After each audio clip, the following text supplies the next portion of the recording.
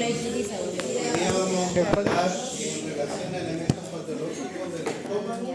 Entiendo que la semana pasada ya vieron la clase de cáncer gástrico, por lo cual en esta oportunidad solamente vamos a hablar de elementos no neoplásicos. A modo de introducción en la ruta que vamos a realizar hoy día, vamos a hablar algunas palabras sobre las generalidades para refrescar conceptos de anatomía y histología. Luego vamos a hablar de patología inflamatoria aguda y crónica, finalizando con algunas palabras sobre úlcera péptica. Como mencionamos en la primera clase, el tubo digestivo normalmente se dispone en estratos, donde a nivel del estómago, en la capa más interna, tenemos la mucosa, que tiene un revestimiento mucoso especializado, normalmente en un componente superficial mucoso y uno profundo, dependiendo de la localización, para cumplir su función. Ya las glándulas son específicas de cada región gástrica, tiene la lámina propia y se delimita con la submucosa en la muscular de la mucosa. Ya la submucosa va a tener estructuras vasculares, nerviosas, un poco más grandes, ya que se va a diferenciar de la mucosa, que normalmente tiene capilares más bien terminales. Posteriormente tenemos la muscular propia, que también tiene un plexo nervioso, y por la capa más externa, dentro de la cavidad peritoneal, es la serosa, donde tenemos el peritoneo visceral, que es un epitelio simple plano mesotelial, que lo va a separar de la cavidad, lo va a dejar contenido.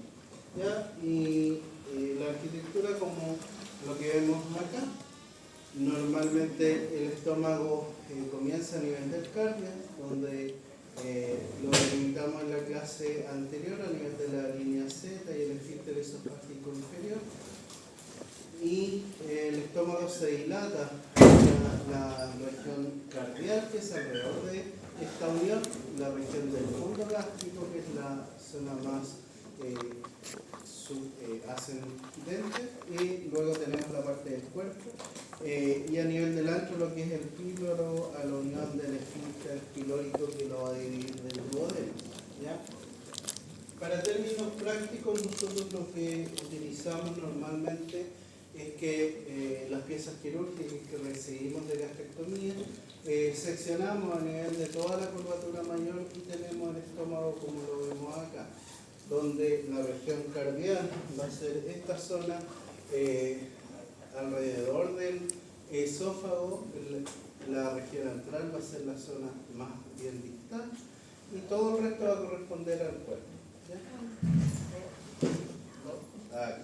Y todo lo demás va a corresponder al cuerpo, lo cual nos va a interesar desde el punto de vista de cómo realizamos su estudio más adelante. ¿Ya? Algunos elementos histológicos, donde vemos que normalmente a nivel cardial tenemos las glándulas cardiales, que son glándulas con secreción mucosa, que se continúan con las glándulas esofágicas cardiales que vimos en la clase pasada, que están ubicadas a nivel de la submucosa, ¿ya? Perdón, a nivel de la mucosa, ¿ya? A nivel corporal, que es la parte más grande, va a tener las glándulas gástricas o fúngicas, que van a generar la secreción de ácidos, y a nivel pilórico también contiene glándulas más bien mucosecretorias.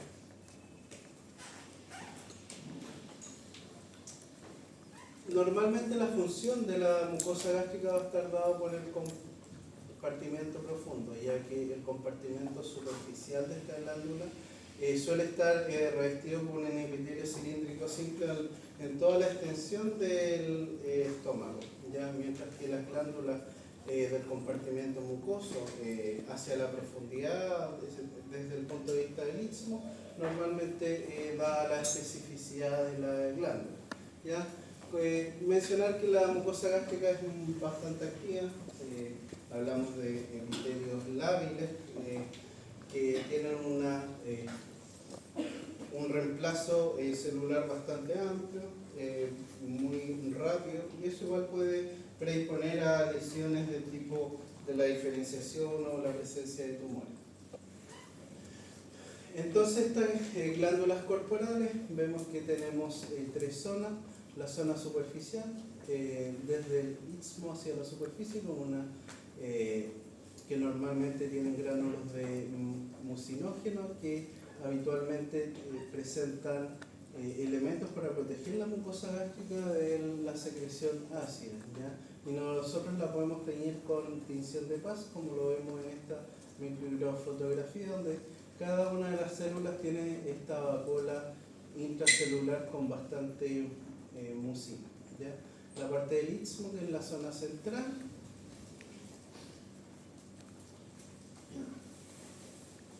normalmente el sitio de reserva celular donde se genera proliferación desde las células menos diferenciadas a las células más diferenciadas, y normalmente generan una migración, proliferan en esta zona y van a migrar hacia la superficie o hacia la zona más profunda. Mientras que las glándulas gástricas propiamente tal, o la zona profunda a nivel del cuerpo, van a formar el jugo gástrico, donde tenemos las células parietales, las células principales. También hay algunas células neuroendocrinas que tienen una importancia que ya vamos a ver más adelante. Y principalmente van a formar lo que es el jugo gástrico, y también tienen alguna importancia a nivel de la nutrición. Y como vemos acá, más o menos esta imagen para que la recuerden, tenemos que la mucosa gástrica corporal normal tiene un componente superficial, mucoso, una zona de reserva a nivel del istmo, y las glándulas profundas, que son las que cumplen su función, son bastante grandes hacia la profundidad, donde tenemos células parietales, células principales. Las células que conforman estas glándulas, tenemos las células mucosas del cuello y hacia la superficie, las células principales, que son las que secretan el pepsinógeno, que tienen características más bien serosas, similares a las que vemos en el páncreas, y las células parietales oxínticas, que son las que secretan el ácido y también el factor intrínseco, ¿ya? También hay células neuroendocrinas que también generan algunas hormonas reguladoras. Las glándulas cardiales son estas glándulas mucosas que se continúan con las glándulas cardiales esofágicas. Normalmente generan también secreción mucosa para la protección sobre daño que se puede generar por la secreción ácida.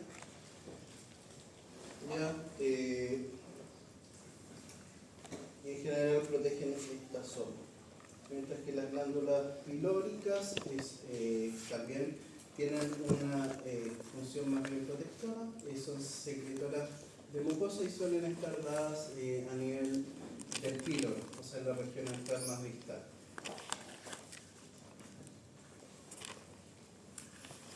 El lóbulo gastroesofágico, como mencionamos en la clase anterior, es una transición abrupta entre un epitelio mucoso o mucosecretor y un epitelio estratificado plano que es del esófago, que suele tener una delimitación bastante abrupta a nivel de la línea Z.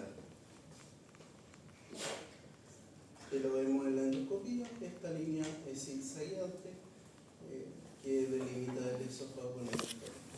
Cuando hablamos de gastritis, normalmente agrupamos muchas enfermedades que suelen estar relacionadas por síntomas bastante vagos. A veces los pacientes hablan de dispepsia, pesadez abdominal superior, etc.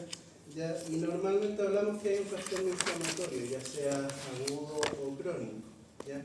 Normalmente cuando hablamos de gastritis nos referimos a enfermedades que afectan principalmente la capa más interna, o sea, la mucosa gástrica. El resto de los estratos normalmente está comprometido solo en circunstancias muy especiales. En relación a la gastritis aguda, hay una variedad grande de causas que la pueden generar, tanto la isquemia en pacientes con shock hipovolémico, gravemente enfermos, con grandes infecciones. A veces por la isquemia que se produce hay menos aporte sanguíneo a la mucosa y puede generarse elementos de gastritis aguda, también asociado a fármacos, principalmente el uso de AINES y también otros fármacos gatotóxicos como los que vemos acá. También hay algunos elementos inmunológicos. La morfología de la gastritis aguda, lo que nosotros vemos normalmente es una inflamación más bien alterativa, con una mucosa que se ve muy edematosa y muy venémica y que normalmente suele presentar erosiones o ulceraciones, ¿ya? Y lo vemos como esta microfotografía donde toda la mucosa ya no se ve rosado claro, sino se ve muy rojiza, un enrojecimiento de toda la mucosa y que puede presentar estas zonas de erosión, ¿ya? Las tenemos que diferenciar, las erosiones de las úlceras, que normalmente son cosas distintas, ¿ya? En la erosión normalmente se afecta el espesor epitelial, pero no en la úlcera, sin embargo, se suele afectar la totalidad del espesor. Histológicamente, lo que nos acompaña en la gastritis aguda es que tenemos edema y normalmente la hemorragia, que es lo que nosotros vemos con la infiltración hemorrágica, vemos la presencia de hemorragia intersticial y suelen haber cambios regenerativos, ya que muchas veces nos confunden con presencia de displasia, ¿ya? Normalmente hay una pérdida en la funcionalidad o en la diferenciación mucosecretoria del epitelio, entonces las células tienden a perder la mucina que nosotros vemos. Y es como lo que vemos acá, usando referencia a la microfotografía de la mucosa normal, vemos que en esta zona el epitelio de revestimiento, que debiese ser así, no se observa, sino que las células pierden esta mucina intracelular y se ven células que están tratando de reepitelizar bastante dañadas, ya con áreas de fibrosis de lámina propia e infiltración hemorrágica como vemos acá. Además, estas células muchas veces adquieren arritmias regenerativas, vemos núcleos aumentados de tamaño, hipercromáticos, que parecieran ser como lo que vemos en displasia, ¿ya? Pero normalmente suelen estar acompañados por todos los otros elementos alterativos. Lo mismo acá, vemos una pérdida de la función mucosecretora y se observan múltiples glándulas de distintas formas unas de otras, con núcleos aumentados de tamaño hipercromático y con zonas de erosión en la superficie donde vemos una pérdida de la continuidad del revestimiento epitelial con tejido necrótico en la zona superficial.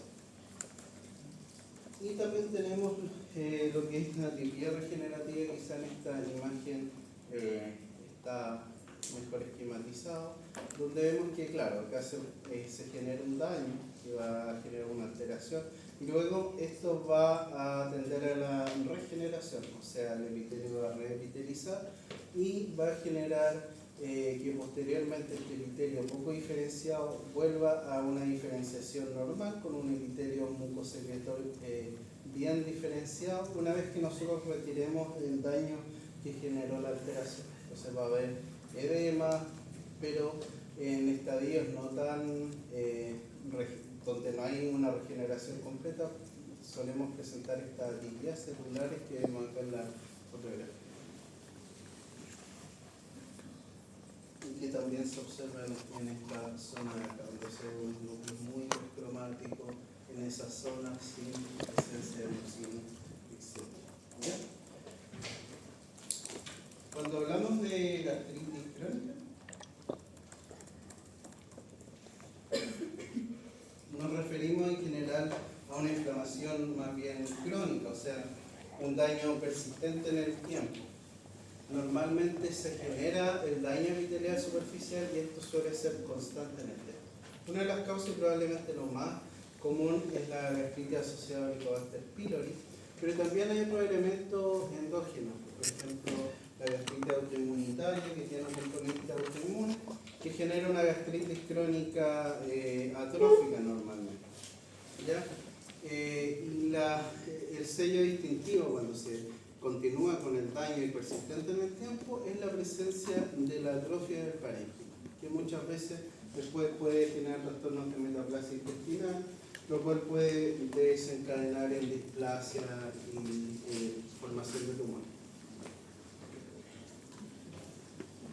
Entre las causas más comunes tenemos la gastritis por Helicobacter pylori, que está asociado a esta infección altamente prevalente en la sociedad, que se habla de un 50% de las personas de la población general usando por esta infección, y también trastornos autoinmunes que tienen algunos elementos característicos, pero otros que lo distinguen, y causas menos comunes asociados a algunos fármacos, la presencia de reflujo biliar, y que suelen presentar síntomas comunes. Este es un esquema bastante antiguo porque históricamente se ha descrito como múltiples formas morfológicas de gastritis. ¿Ya?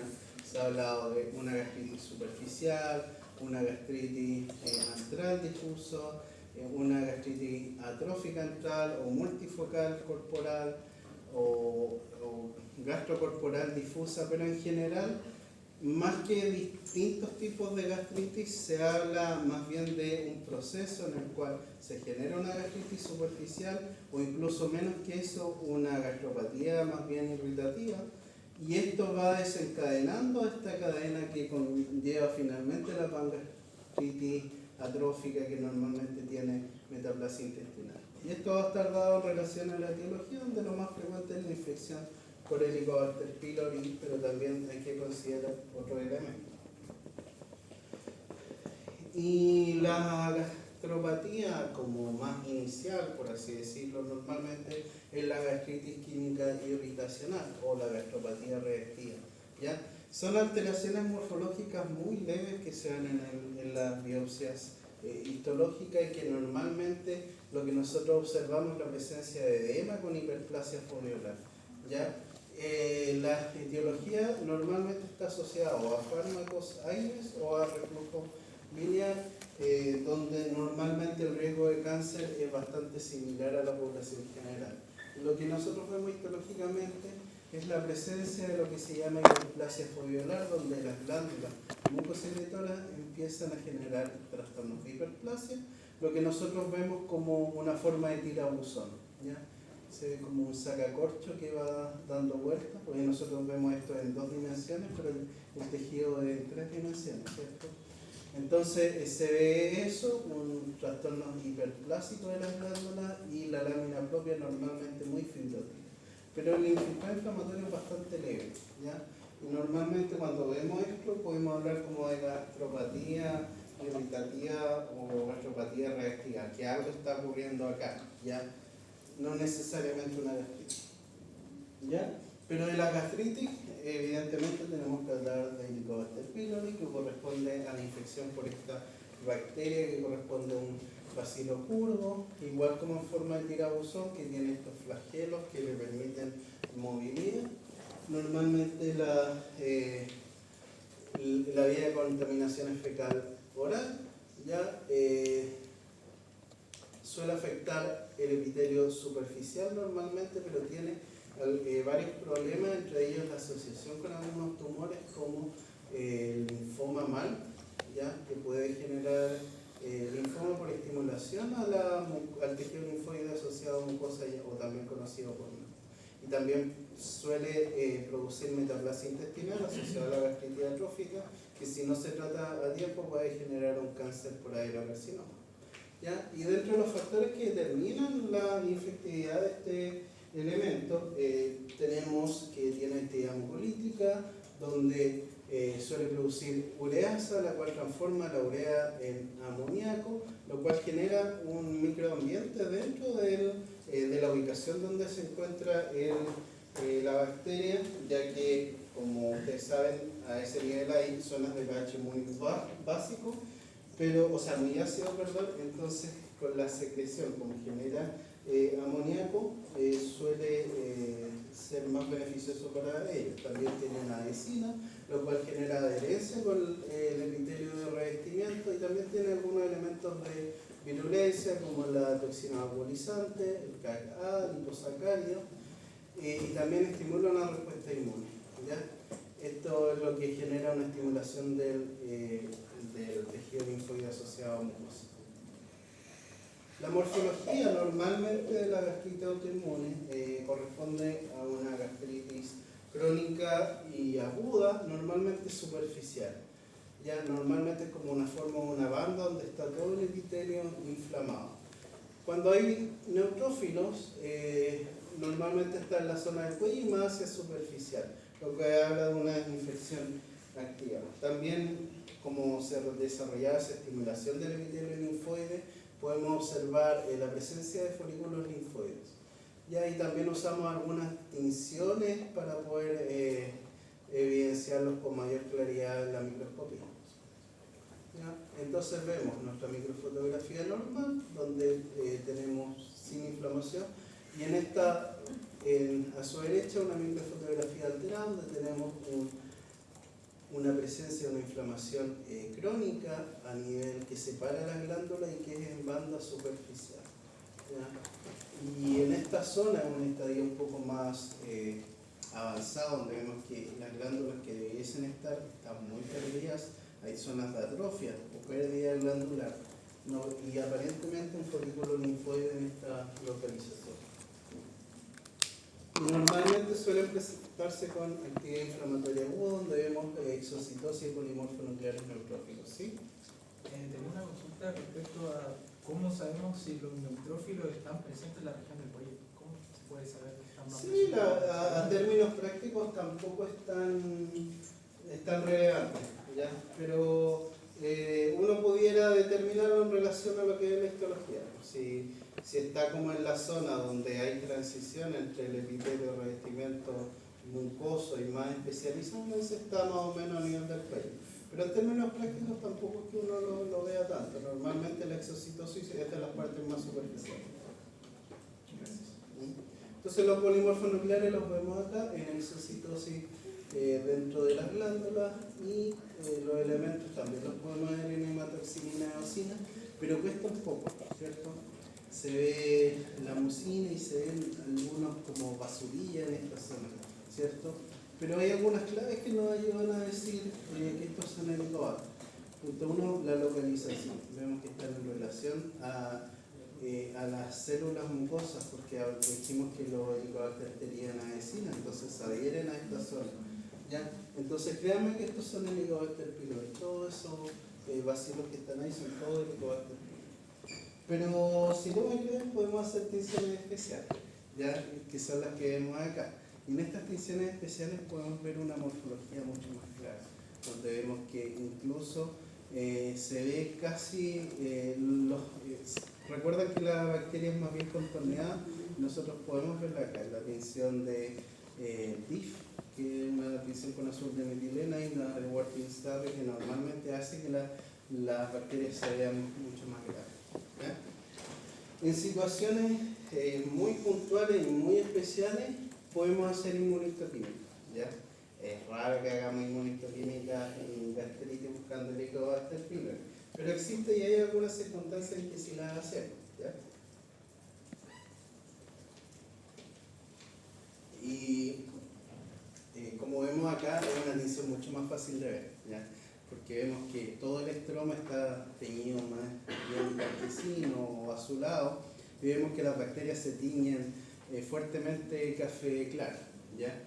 Pero sí, normalmente por temas de costo no hacemos inmunistoquímica en todos los casos, sino sería mucho más caro. Una técnica de inmunistoquímica puede costar 10 veces lo que cuesta una técnica de las anteriores que vimos. Ya, pero hay algunos casos en los que sí la utilizamos. Uno de ellos que recuerdo es pacientes pediátricos. Pacientes pediátricos es raro que los pacientes pediátricos tengan gastritis por Helicobacter pylori, pero sí pueden tener gastritis con morfologías muy similares a la gastritis por Helicobacter pylori, con folículos linfoides, con signos de actividad, y ahí el diferencial en un paciente pediátrico es una enfermedad de Crohn. Entonces, ¿qué hacemos en esos casos? Normalmente en las otras tinciones no vemos los Helicobacter pylori, pero le hacemos la inmunistoquímica para descartar de plano que no hay una infección por Helicobacter pylori, lo cual nos guía a que en realidad pudiese plantearse el diferencial de una enfermedad de Crohn. ¿Ya? Pero son casos extremadamente puntuales. De rutina, la inmunistoquímica que la usamos. Bueno, la historia natural tiende a regresar con el tratamiento, tiene un tratamiento antibiótico, suele igual presentar más riesgo de cáncer gástrico, suele estar asociado a úlceras y también asociado a linfomas. Otra gastritis importante que mencionar es la gastritis asociada a la gastritis autoinmunitaria, que a diferencia de la gastritis autoinmune, normalmente esta afecta a las porciones del cuerpo, ¿ya? Normalmente a la mucosa oxíntica, ya que tenemos anticuerpos contra las células parietales o las células secretoras de ácido, ¿ya? Entonces, bueno, suele ser más frecuente en países escandinavos, ¿ya? Y va a haber una alteración en la secreción de ácido y de pepsina. Eso es lo principal en esta gastritis, ¿ya? Y suele estar asociado con un aumento de la gastrinemia, ¿ya? Tiene algunas asociaciones también con algunos tipos específicos de cáncer. Y la patogenia de la gastritis autoinmune es que tenemos anticuerpos contra las células parietales. Ya en un estadio normal tenemos que las células parietales secretan el ácido y el ácido normalmente se regula con las células G. ¿Ya? Como las células G detectan que hay ácido, está todo funcionando perfecto, están ahí generalmente latentes. ¿Ya? El problema ocurre cuando se genera esta acción con anticuerpos contra las células parietales. Entonces estos anticuerpos empiezan a disminuir las células parietales y por lo tanto a disminuir la secreción ácida, ¿ya? Entonces, al disminuir la secreción ácida, ¿qué es lo que pasa? Las células G detectan que hay menos ácido, entonces empiezan a proliferar y empiezan a secretar gastrina, ¿ya?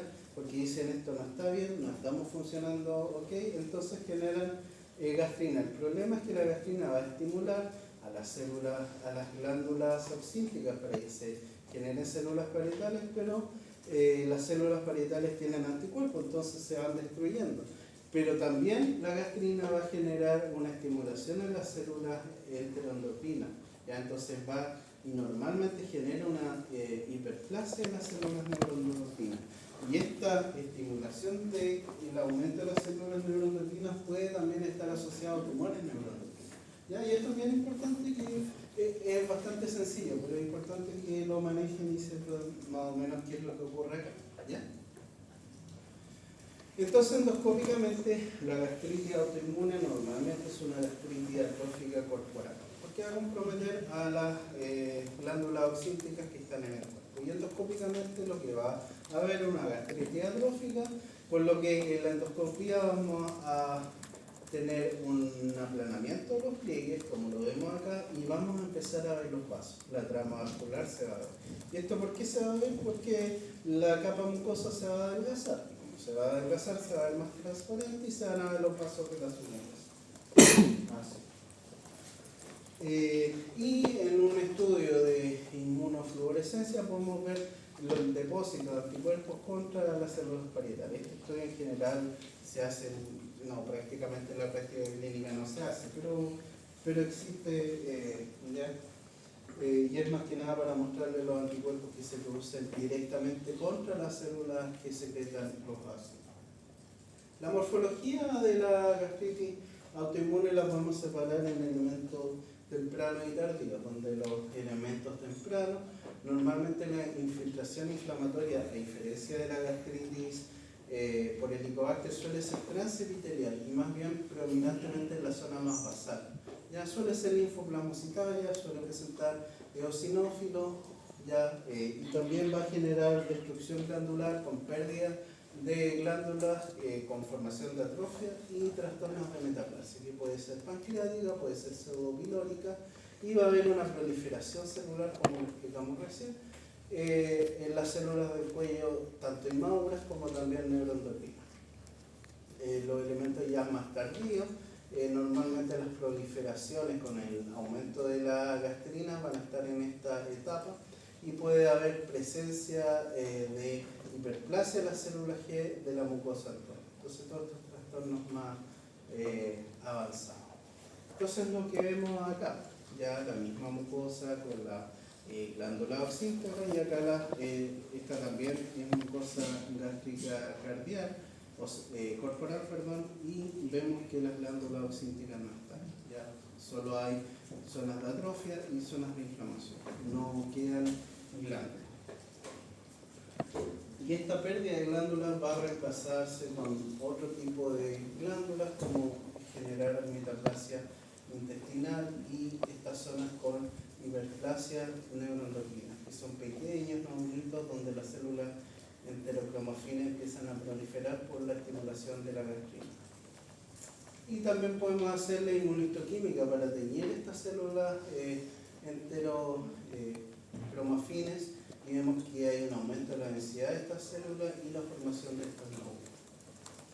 El problema acá es que estos nódulos pueden perder los mecanismos de control y pueden empezar a proliferar sin control.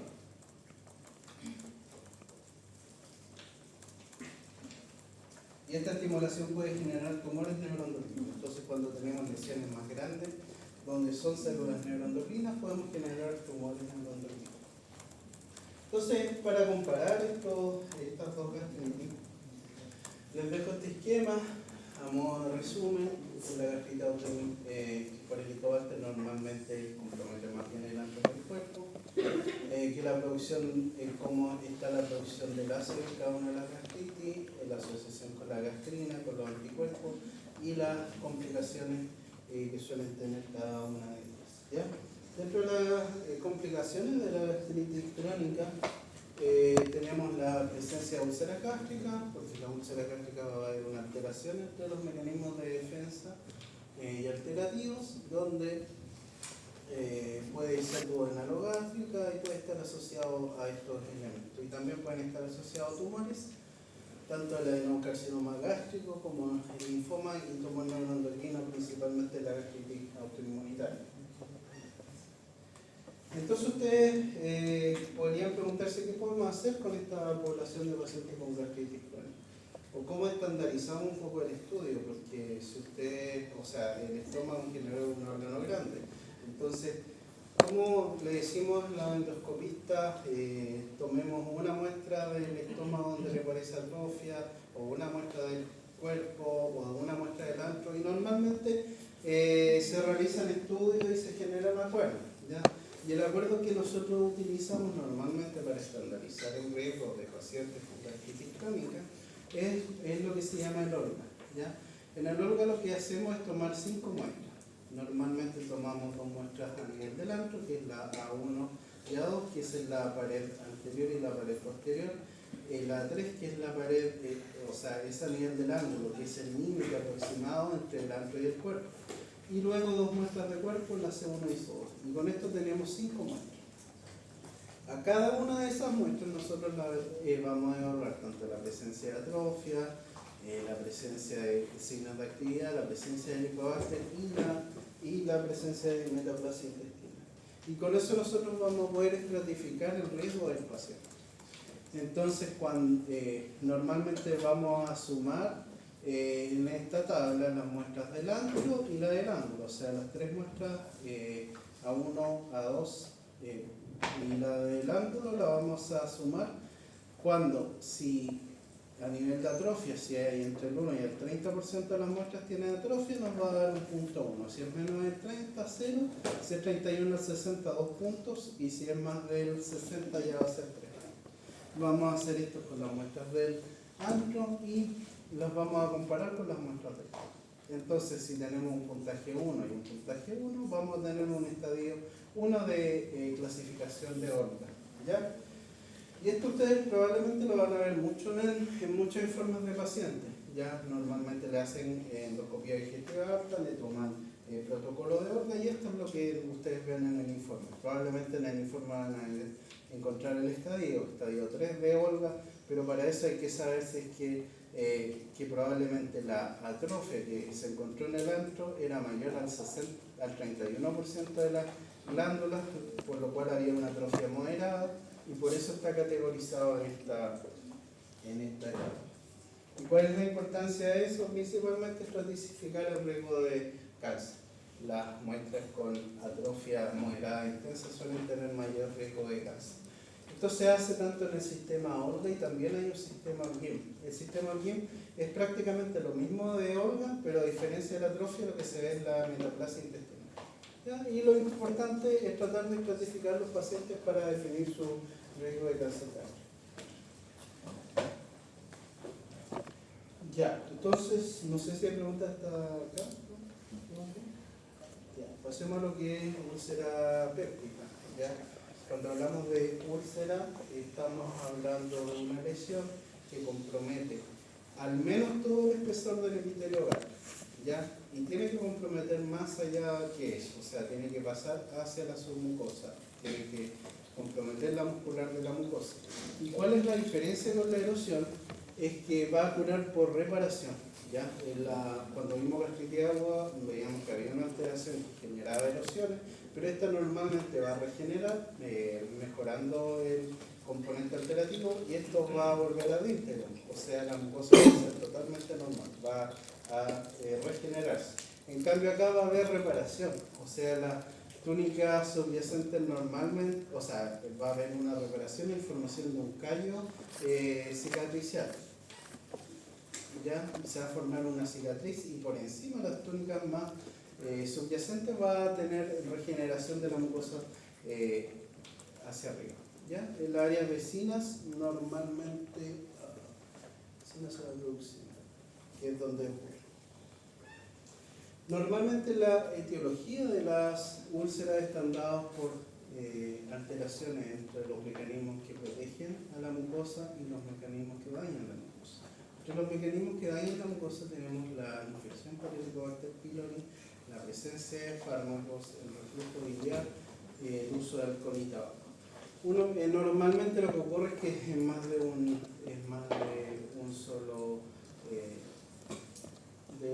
solo efecto, ya normalmente son múltiples factores los que contribuyen a la generación de esta úlcera.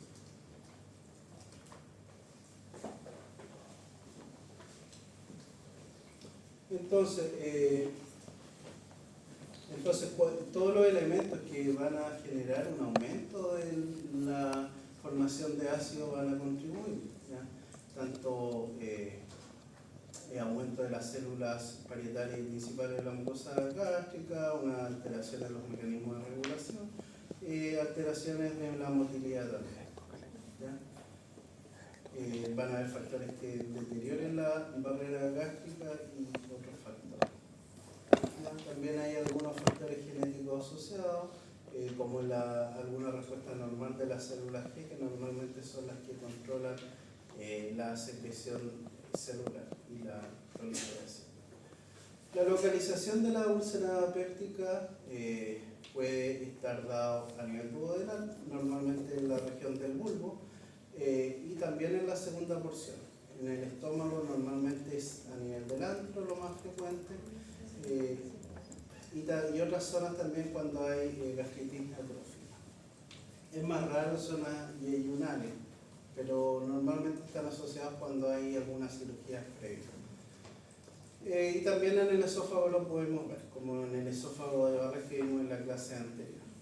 Morfológicamente lo que vamos a ver y endoscópicamente es una alteración de la mucosa y vamos a ver normalmente la fibrina, que es lo que se ve blanquecina. Entonces va a haber una alteración, una solución de continuidad a través de la mucosa, ¿ya? Tanto en esta que vemos duodenal como en esta gástrica. Y los bordes normalmente suelen ser algo irregulares, pero suelen estar bastante simétricos, ¿no? Porque acá en el diferencial igual va a estar un cáncer gástrico, como vieron en la clase anterior, hay algunos cánceres gástricos que pueden ser ulcerados. Las capas, la histología de las úlceras normalmente van a tener en la capa más superficial una zona más fibrino-leucocitaria asociado a cambios necróticos y por debajo la presencia de tejido inanulatorio y trastornos con tejido fibroso, la base o el callo de la úlcera que se hace, ¿ya? La mucosa de los bordes va a presentar trastornos de anaplasia o de regeneración. y los otros estratos normalmente están conservados. Entonces lo que vemos es una erupción total de la mucosa con tejido necrótico y agudo, y la presencia de tejido granulatorio por la profundidad y la presencia de fibrosis, que es lo que vemos acá. Histológicamente lo que vemos, una úlcera aguda donde hay una erupción total del epitelio y esta alteración compromete la submucosa. Ya vemos un tremendo, es como una especie de cráter con exudado fibrino purulento que altera totalmente la erupción. Y lo que vemos acá también, donde vemos el tejido necrótico superficial, tejido granulatorio y fibrosis por la parte más profunda.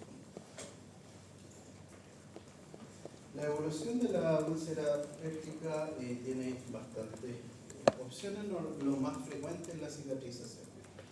O sea, la úlcera va a generar todos los elementos de reparación, va a formar el callo de la úlcera con el tejido granulatorio, y por superficial va a generar regeneración del epitelio normal, ¿ya? Pero estas úlceras pueden residir, ¿ya? Y normalmente pueden residir en la misma localización, porque ya tenemos una alteración en esa zona, entonces puede residir en la misma localización. Y también puede generar complicaciones, puede producir hemorragia, ya sea por rotura de los vasos en la misma localización, a veces por la misma secreción ácida, si se expone a sitios como la submucosa, que no tiene por qué tener ácido, se puede generar un daño en estos vasos, lo cual puede generar hemorragias bastante importantes, ¿ya?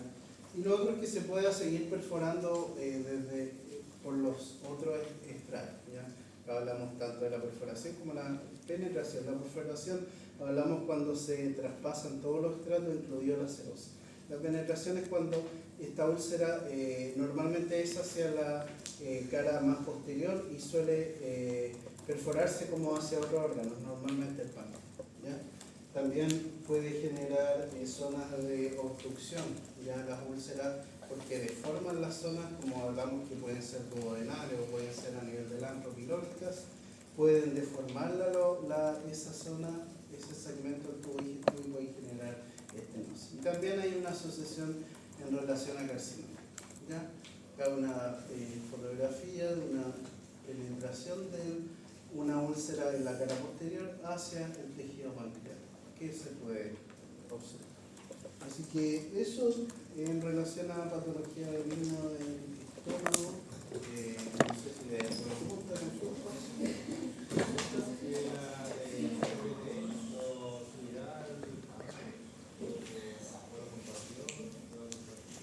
Ahí lo vamos a ver con el coordinador y